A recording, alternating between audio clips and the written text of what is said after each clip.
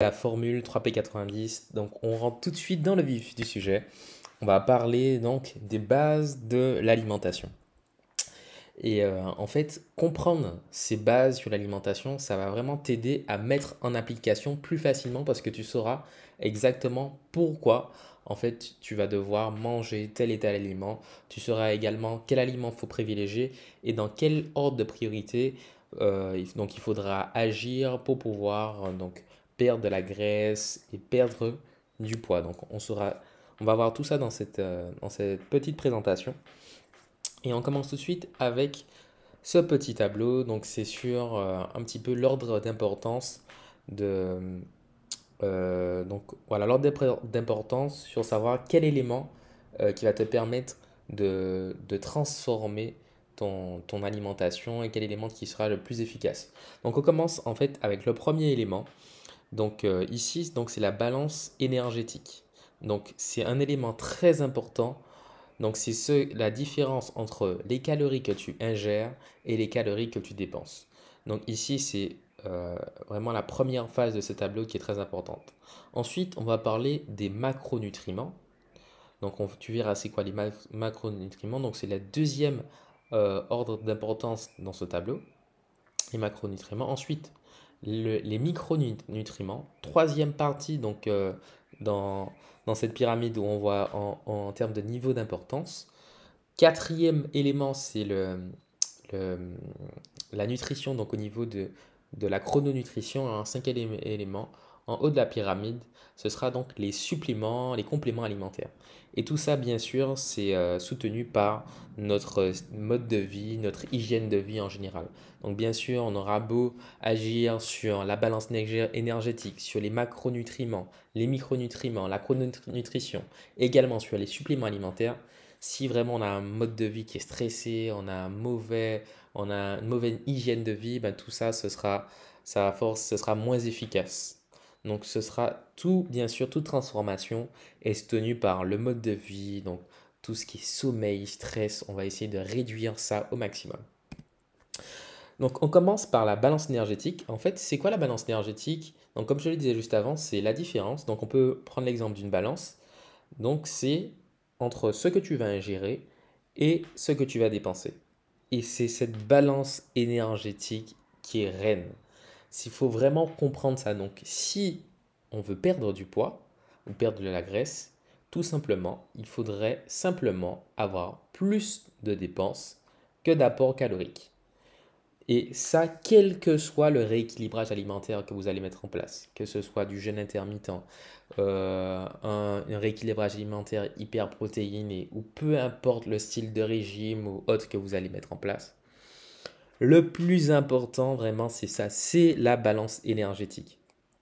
Donc, imaginons, on peut manger que de la glace théoriquement, même si effectivement on va voir par la suite que c'est pas bon pour notre organisme, que des chips, que vraiment des aliments qu'on considère mauvais. Si on est en déficit calorique, qu'est-ce qu'on appelle déficit calorique? C'est lorsqu'on est en dessous de notre, donc on consomme plus de calories qu'on en apporte, on va forcément perdre du poids. Mais pourquoi? En fait, on ne peut pas manger que de la glace et perdre du poids parce qu'il y aura l'apparition de carences et on verra ça par la suite. Mais c'est pour ça que c'est très dangereux les monodiètes où on mange qu'un seul aliment, etc. Mais en tout cas, la balance énergétique, comprendre ce concept-là vraiment et se l'approprier, être en déficit calorique, et c'est ce qui est mais le plus important, vraiment, c'est vraiment la base de tout rééquilibrage alimentaire, c'est être en déficit calorique. Et la solution la plus simple, entre guillemets, pour être en déficit calorique, c'est simplement diminuer sur les quantités. Donc diminuer sur les quantités, donc réduire la taille de vos assiettes, ça peut être déjà une première démarche pour simplement être en déficit calorique. Ensuite, donc on va avoir donc les macronutriments. Donc c'est la deuxième partie de la pyramide en termes de niveau d'importance. Donc il y a trois macronutriments. Donc ce sont les lipides, les glucides et les protéines. Et donc juste ici, j'ai mis en termes de kilocalories, qu'est-ce que ça représente? Donc 1 gramme de lipides est égal à 9 kilocalories et 4 grammes 1 gramme pardon, de glucides et de protéines est égal à 4 kilocalories. Donc on peut voir ici déjà que ce sont les lipides qui apportent le plus de calories. Donc par exemple une cuillère à soupe d'huile, c'est pour ça que les aliments ou les cuissons à l'huile sont vraiment, faut faire attention à ça parce que tout de suite ça apporte énormément de calories. Donc dans un rééquilibrage alimentaire, on va essayer de diminuer voilà, les lipides et parce que c'est vraiment donc il y a un fort apport calorique. 1 gramme de lipides, comme on l'a vu, c'est égal à 9 kilocalories. Et donc au niveau des macronutriments, donc il faut avoir justement un apport des différents macronutriments pour une alimentation saine. Donc dans les protéines, on peut retrouver donc les viandes, les poissons, les œufs, produits laitiers. Les lipides, donc c'est tout ce qui est donc les huiles, le beurre, les avocats, etc. Et les glucides, c'est tout ce qui est céréales, donc par exemple pommes de terre et tout ce qui est sucre également, les fruits, le chocolat, etc., etc. Donc pour ça, au niveau des macronutriments, on va prendre un exemple concret. Donc, comment ce serait quoi au final un plat équilibré? Donc, un plat équilibré, ce serait au niveau des portions. Donc, on sépare le plat en deux. On prend la moitié pour les légumes, et l'autre moitié, on la sépare en deux. Et on va mettre donc 25% de céréales et l'autre une protéine, donc soit d'origine animale ou végétale. Donc ça, c'est vraiment un plat basique pour savoir est-ce qu'on mange sainement. Et souvent, on aura tendance à vraiment à faire le contraire, à avoir la moitié des céréales et vraiment mettre un petit peu de légumes, voilà, un petit peu de laitue pour la décoration et avoir des protéines à chaque repas. Donc petit à petit, même si vous n'arrivez pas tout de suite à avoir un plat de ce type-là, mais petit à petit, essayez d'intégrer de plus en plus de légumes. Les légumes, normalement, ça devrait occuper la moitié du plat. Et souvent, c'est le contraire, ce sont les céréales qui occupent la plus grande partie du plat. Pardon. Alors, on passe à la troisième catégorie donc, de la pyramide. Donc, on se rappelle toujours de cette pyramide-là qui est vraiment très importante. Donc, se rappelle que la balance énergétique est reine.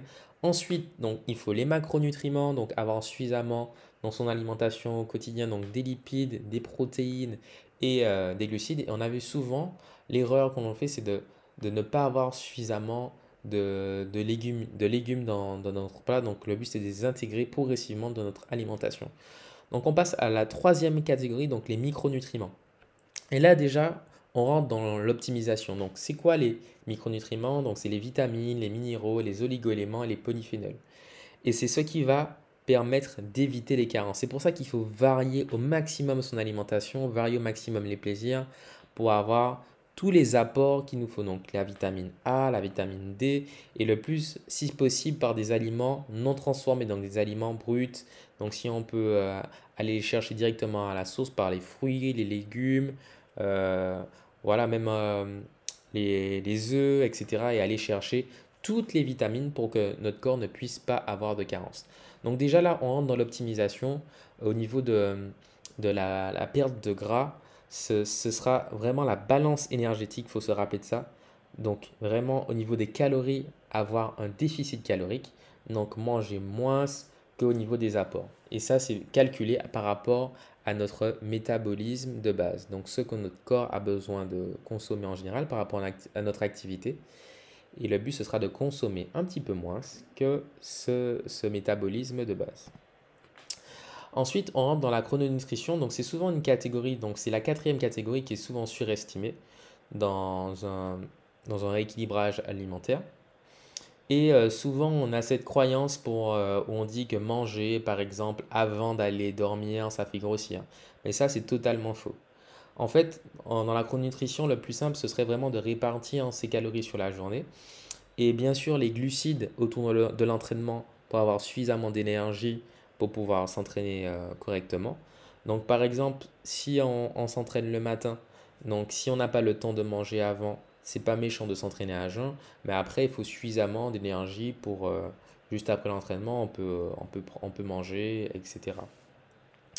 Et il faut éloigner les apports en fibres de l'entraînement, puisque là, forcément, on sera en pleine digestion, donc on sera moins performant au niveau de l'entraînement. Et si possible, répartir ces protéines pour bien nourrir le muscle toutes les 3 heures.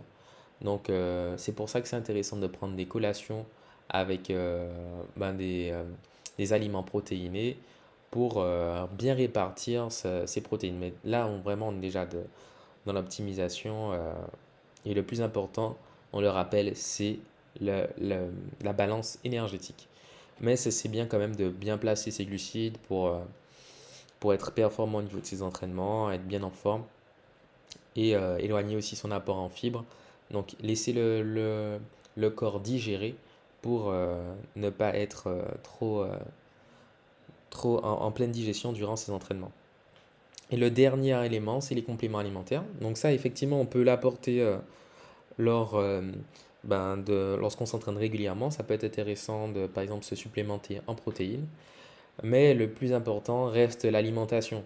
Donc, si vraiment on est par exemple en manque d'une vitamine en particulier, donc ça peut être la vitamine D, c'est mieux d'aller par exemple s'exposer au soleil pour laisser notre corps synthétiser cette vitamine D. Ce sera toujours mieux que de prendre de la vitamine D en gélule.